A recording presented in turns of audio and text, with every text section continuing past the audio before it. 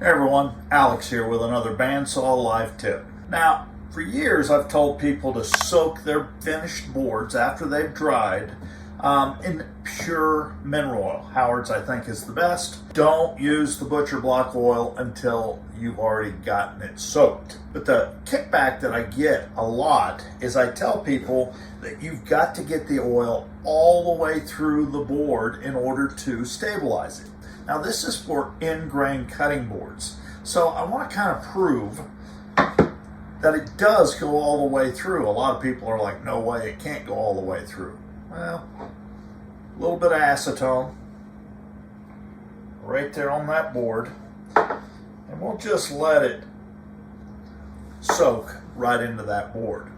We'll give it about 10 seconds, and as you can see, it's come all the way through that board. Oil will do the same thing, but it takes about 10 minutes for it to go through.